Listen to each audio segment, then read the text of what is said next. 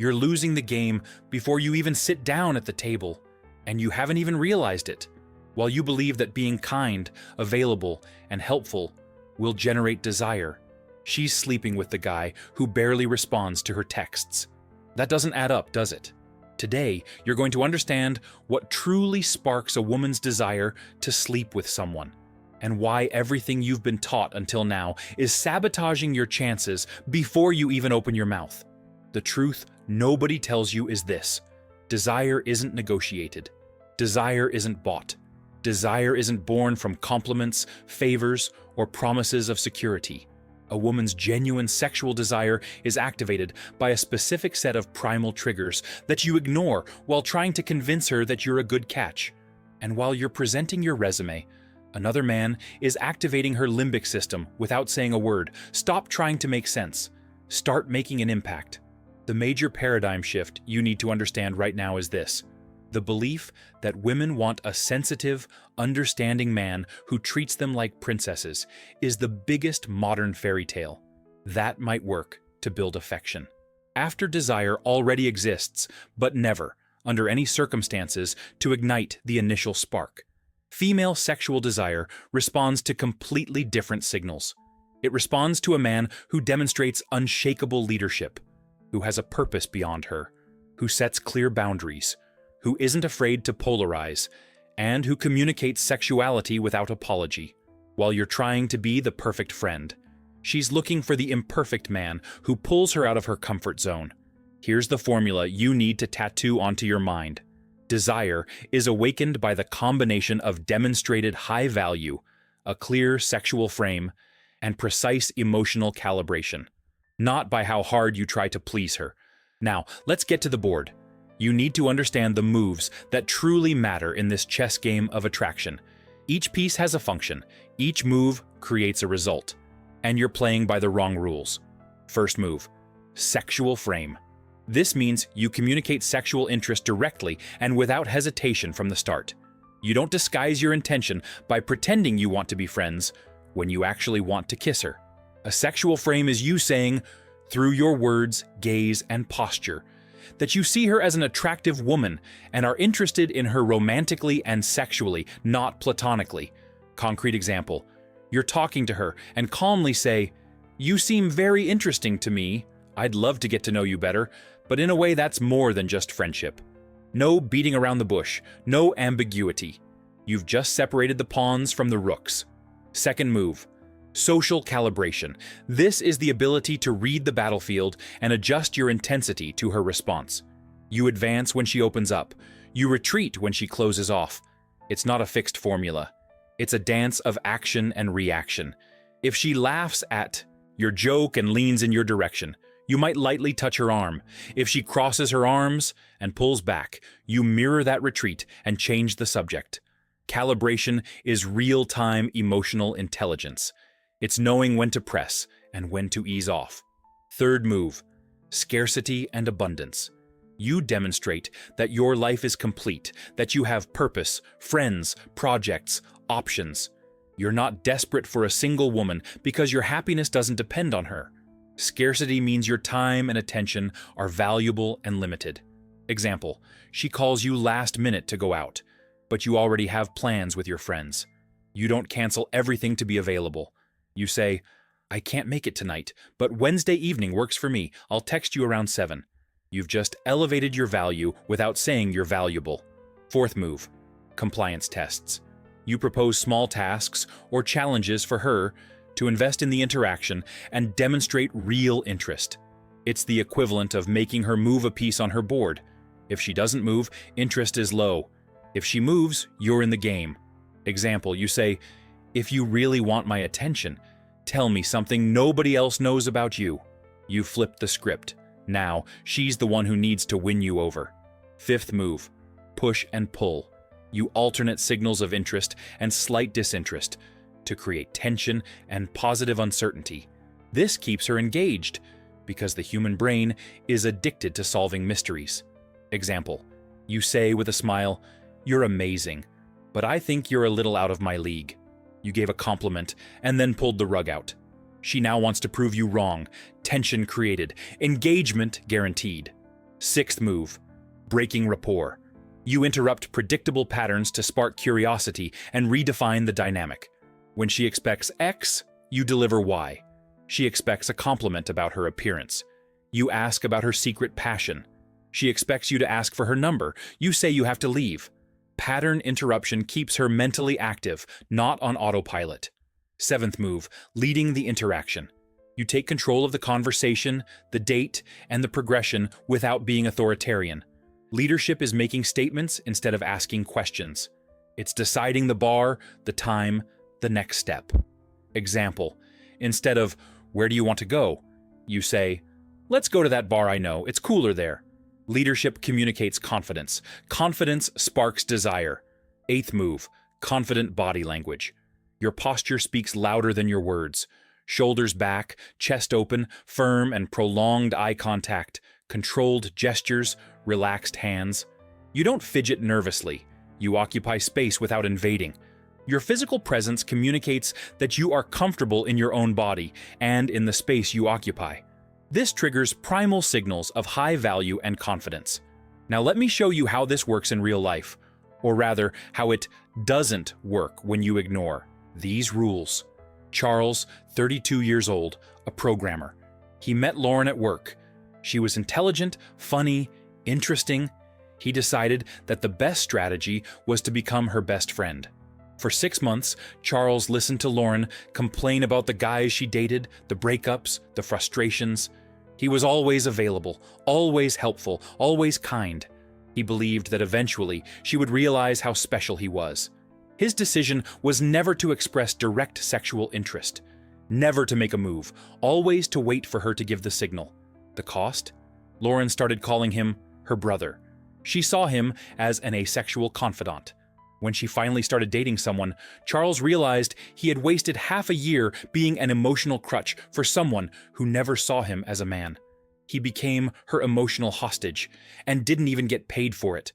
Raphael, 28 years old, a fitness instructor. He met Marianne at a party. He wanted to impress her. He told stories from the gym, showed pictures of his car, bought drinks for her and her friends all night long. He believed that demonstrating material resources would generate attraction. His decision was to invest money to buy attention. The cost? Marianne and her friends accepted all the drinks, laughed, thanked him, and at the end of the night, she left with another guy who had barely spoken to her, but who had pulled her onto the dance floor and made her laugh without spending a dime. Raphael went home feeling used, humiliated, and without understanding where he went wrong. He paid the bill, but the other guy took the prize. Luke, 35 years old, a lawyer. He met Felicity online. They had 3 great dates. Conversations flowed easily. Laughter came naturally. Apparent chemistry. But Luke never took the physical initiative. He waited for her to give the green light for a kiss, for a touch, for an invitation to come inside. Every night ended at her door with a polite good night and zero progression. His decision was to be excessively respectful, expecting her to dictate the pace. The cost? Felicity completely lost interest. She told her friend that Luke was nice, but too passive and lacked initiative. Luke was left wondering why being a gentleman resulted in ghosting. The answer is simple. He never led. And without leadership, there is no desire. These 3 cases illustrate the same fundamental mistake. The belief that desire is a consequence of kindness, resources, or patience. It's not. Desire is a consequence of polarization, leadership, and frame. Now let's talk about the mistakes you make every day without realizing it. These reactive behaviors that kill any chance before it's even born. Mistake number 1, seeking validation. You give excessive compliments. You apologize for things that don't need an apology. You ask if everything's okay every 5 minutes. You ask for permission to exist. This communicates low value. When you seek her validation, you put her on a pedestal and place yourself below her. Desire doesn't flow downwards. Desire doesn't happen from the top down in the perceived hierarchy. The more you seek validation, the less desire she feels. Mistake number 2, the friend posture. You try to be the nice guy, hoping she'll notice your value. You listen to her problems. You're always available. You never express sexuality. You believe friendship is the path to intimacy. It's not. Friendship is the path to the friend zone. If you want to be a lover, you need to position yourself as a lover from the start. Clear sexual frame. No ambiguity. Mistake number 3, lack of boundaries. You accept disrespectful behaviors. She cancels dates last minute, and you say it's okay. She treats you as an option, and you thank her for the crumb of attention. Without boundaries, you're perceived as weak and manipulable, and that kills desire instantly. Mistake number 4, fear of escalating. You avoid physical touch. You avoid conversations with sexual connotations. You keep everything platonic for fear of offending or being rejected. The result? The interaction dies of boredom. Without sexual tension, there's no desire. And without desire, you become just another name on her contact list that she never responds to. Mistake number 5, emotional reactivity. When she tests you or shows disinterest, you react with anger, frustration, or desperation. You send long messages questioning her behavior. You demand answers. You lose emotional control. This immediately disqualifies you. A high-value man is not swayed by the emotional waves of others. Mistake number 6, early overinvestment. You put in too much energy, time, and money before she invests. You send long messages while she responds with monosyllables. You cancel commitments to be available. You try too hard, too soon. This communicates desperation. And desperation is the silent killer of attraction. So, how do you break out of this cycle? How do you stop being Charles, Raphael, and Luke? Here's the protocol. Step 1. Define your frame before any interaction. Decide what your intention is. Do you want something casual, something serious, just to get to know her? Internal clarity generates external clarity. When you know what you want, you communicate purpose. Purpose is attractive. Step 2. Calibrate your interaction by observing her response. Advance when she opens up. Retreat when she closes off. Don't force it. Don't insist. Listen to nonverbal feedback. Adjust the intensity in real time. Calibration prevents you from being too invasive or too passive. Step 3. Establish clear boundaries from the start. Communicate what you accept and what you don't accept. If she cancels a date last minute without justification, you don't pretend it's okay. You say, "I value my time. If you can't make it, let me know in advance." Boundaries build respect. Respect is the foundation for desire. Step 4. Lead the progression. Don't wait for her to take the initiative. You set up the date. You choose the place. You escalate to touch. You initiate the kiss. Leadership isn't imposition, it's direction. And direction communicates confidence and masculinity. Step 5. Invest in moderation. Don't put in more energy than she does in the early stages. If she sends one text, you send one. If she invests time, you invest time.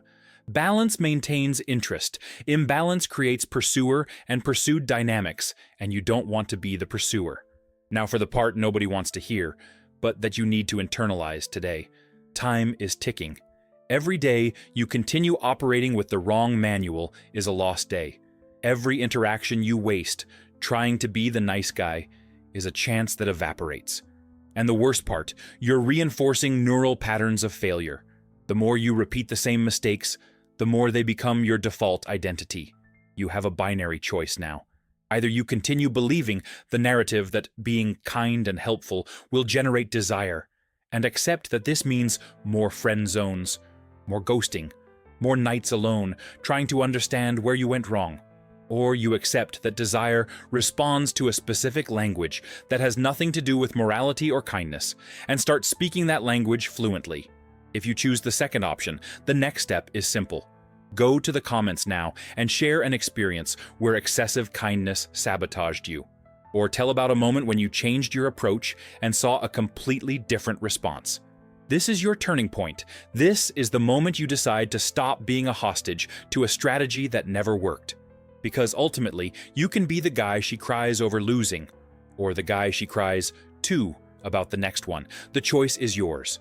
But choosing nothing is still a choice. And that choice has a name, more of the same. The board is in front of you. The pieces are positioned. You know the moves. Now it remains to be seen if you have the courage to play to win, or if you will continue playing not to lose. Checkmate or perpetual check.